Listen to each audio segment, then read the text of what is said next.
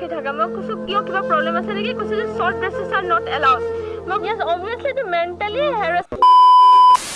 নমস্কাৰ বন্ধু বান্ধৱীসকল মই অক্ষয় আৰু আপোনালোকে চাই আছে অক্ষয় ষ্টুডিঅ' ইউটিউব চেনেল অকমান আলু কথা নাপাতি ষ্টাৰ্ট কৰোঁ আজি আমাৰ নিউজখন আজি মোৰ ফাৰ্ষ্ট নিউজটো আছে এইজনী ছোৱালী ফালৰ মই যিমান দূৰলৈকে গম পাইছোঁ এই ছোৱালীজনীৰ নাম হৈছে জুবলি তামুলী আৰু তেওঁ এগ্ৰিকালচাৰ ডিপাৰ্টমেণ্টৰ এন্ট্ৰেন্স এক্সাম এটা দিবলৈ গৈছিল GIPSৰ এতিয়া কথাটো হ'ল যেন এই ছোৱালীজনী এটা ভিডিঅ' ছ'চিয়েল মিডিয়াত বহুতো ভাইৰেল হৈ আছে কাৰণ তেওঁ এন্ট্ৰেন্স এক্সাম দিবলৈ পিন্ধি গৈছিল শৰ্টছ পেণ্ট আৰু তাৰ পাছতে তেওঁক বহুতে সমালোচনা কৰি আছে লগতে বহুতে ট্ৰলো কৰি আছে আৰু তেওঁ যেতিয়া পৰীক্ষা গৃহত প্ৰৱেশ কৰিবলৈ ধৰিছিল আৰু তেতিয়াই পৰীক্ষা গৃহত যিবোৰ পৰীক্ষাৰ দায়িত্বত আছিল তেওঁলোকে জুবলি তামুলীক পৰীক্ষা গৃহত প্ৰৱেশ কৰিবলৈ দিয়া নাছিল আৰু তাৰ পাছতে এই ঘটনাটো সংঘটিত হৈছিল আৰু এই শৰ্টছ পিন্ধা কথাটোকে প্ৰতিবাদ কৰি জুবলি বৰুৱাই মিডিয়াৰ আগত কিছু মন্তব্য আগবঢ়াইছিল আপোনালোকে তেওঁনো কি কৈছিল শুনি লওক ওপৰ সবৰে চেকিং কৰি সোমাব দি আছে যিমানখিনি লিখিছে এডমিট কাৰ্ডত মই আধাৰ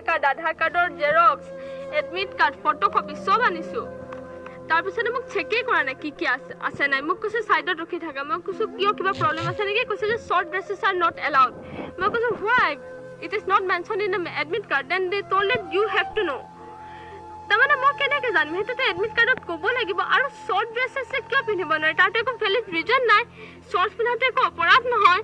শৰ্টছ আজিকালি সব ছোৱালীয়ে পিন্ধে আৰু যদি সঁচাকে ইহঁতে নিবিচাৰে শৰ্টছ পিন্ধাটো যদি বিচাৰে যে শৰ্টছ পিন্ধিব নালাগে সেইটো অবভিয়াছলি এডমিট কাৰ্ডত মেনশ্যন কৰিব লাগে আৰু মই যেতিয়া সেই কথাটো ক'লো সিহঁতে মোক ক'লে যে এইটো কমন চেন্সৰ কথা জানিব লাগে দেউতাক ফোন কৰিলোঁ দেউতাই কৈছে যে ছাৰজনক দিয়া কথা পাতো মই ছাৰক কৈ আছোঁ মই father was to talk to you sir please talk to my father নাই ছাৰজনে নেপাতে মানে মোৰ দেউতাৰ লগত কথা নেপাতে আল্টিমেটলি মোৰ দেউতাকো অপমান কৰাৰ নিচিনা হ'ল সেইটো ক্ষেত্ৰত কিয় নেপাতে কথা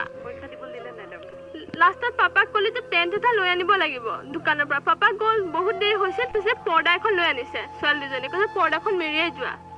মই পৰ্দাখন মেৰিয়াই গৈ এক্সামটো আৰু আপোনালোকেও যদি এইটো টপিকৰ ওপৰত কিবা ক'বলগীয়া আছে মোক কমেণ্ট বক্সত এটা কমেণ্ট কৰি জনাই দিব আগবাঢ়িছোঁ আজি আমাৰ নেক্সট নিউজটো ফালে আজি আমাৰ নেক্সট নিউজটো আছে বিকাশ চেত্ৰী আৰু বিশাল আৰ্ট ব্লগৰ ফালৰ পৰা আজিৰ পৰা কিছুদিন আগতে বিশাল আৰ্ট ব্লগে বিকাশ চেত্ৰী এটা ৱাল আৰ্ট বনাইছিল আৰু এই আৰ্টটো বনাইছিল নগাঁও জিলা মাজমজিয়াত আৰু এইটো টপিকতে ৰিয়েক্ট কৰি বিকাশ চেত্ৰীয়ে তেওঁৰ ইনষ্টাগ্ৰাম একাউণ্টৰ ষ্টৰীৰ দ্বাৰা কিছু কথা কৈছিল তেওঁনো কি কৈছিল আপোনালোকে শুনি লওক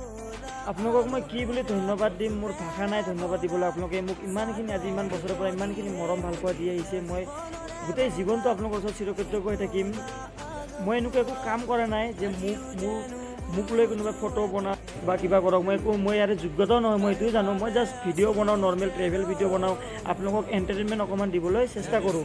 নগাঁৱৰ এজন ভাইটি বিশাল নাম আৰু তেওঁ এটা ৱালত ইমান ধুনীয়াকৈ মোৰ ফটো আঁকিছে মোক দেখা পাই মানে মই আচৰিত হৈ গৈছোঁ যোৱাকালি মই পাইছিলোঁ পইচাটো দিয়া নাছিলোঁ কাৰণ মই ৰাইড কৰি আছিলোঁ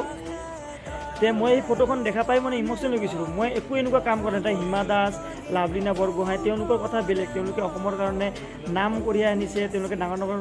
খেল জিকি আহিছে মেডেল পাইছে মই একো এনেকুৱা কাম কৰা নাই যে মোৰ ফটো এনেকৈ ৱালত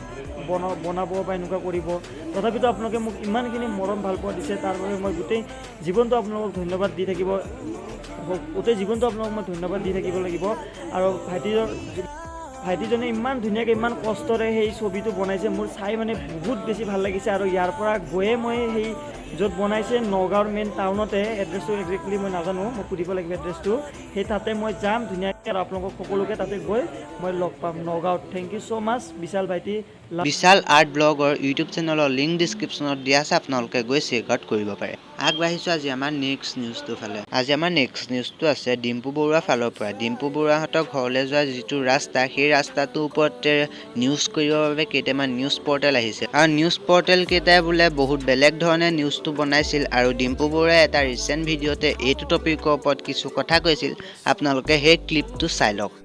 দুটামান নিউজ পৰ্টেল আহিছিল আমাৰ এই ৰাস্তাটোৰ ওপৰত ভিডিঅ' বনাবলৈ বেয়া যে ময়ো ধুনীয়াকৈ ক'লোঁ যে চৰকাৰে ৰাস্তাটো ভাল কৰিলে ভাল হয় এই নিউজটো এনেকুৱাকৈ বনাইছে দুটামান নিউজ পৰ্টেলে মানে কিবা বোলে সংঘাত হৈছে মোৰ বোলে কিবা তাৰমানে ডাঙৰ বিপদ হৈছে বোলে মোৰ কিবা এই নিউজ পৰ্টেলবিলাক মানে সঁচাকৈ মানুহে যে বেয়া পায় কিছুমানক সকলোকে কোৱা নাই কিছুমান পৰ্টেলক এইটো এটা কাৰণ আজিৰ দিনটো নিউজ এইকেইটাই আছিল যদি আপোনালোকে আজি এই ভিডিঅ'টো চাই কিবা অলপ জানিব পাৰিলে তেতিয়াহ'লে ভিডিঅ'টো লাইক কৰক আৰু আপোনালোকৰ এই ভিডিঅ'টোৰ প্ৰতি ক'বলগীয়া কি আছে তলত এটা কমেণ্ট কৰি জনাই দিব আৰু যদি আপুনি প্ৰথমবাৰৰ বাবে মোৰ চেনেলটো ভিজিট কৰিছে তেতিয়াহ'লে প্লিজ চেনেলটো ছাবস্ক্ৰাইব কৰি কাষতে থকা বেল আইকনটো প্ৰেছ কৰি থৈ দিব। আজি ভিডিঅ'টোত আপোনালোকে ভইচ কোৱালিটি ইমান ভাল নহ'ব পাৰে কাৰণ মই আজি ভিডিঅ'টো বনাওঁতে বহুত খৰখেদাকৈ ভিডিঅ'টো বনাবলগীয়া হ'ল আৰু লগতে যান বাহনৰো বহুত চাউণ্ড আহি আছিল, যাৰ বাবে আপোনালোকে মোক প্লিজ ক্ষমা কৰি দিব। আৰু তলত মোৰ ইনষ্টাগ্ৰাম আইডি লিংক দিয়া আছে, আপোনালোকে যদি এতিয়ালৈকে ফ'ল' কৰা নাই ফ'ল' কৰি ল'ব পাৰে। আৰু আপোনালোকৰ যদি কিছুমান নিউজ থাকে মোৰ ইনষ্টাগ্ৰাম আইডি দিব পাৰে, মই আপোনালোকক নিউজ দিয়া সম্পূৰ্ণ ক্ৰেডিট দিবলৈ চেষ্টা কৰিম।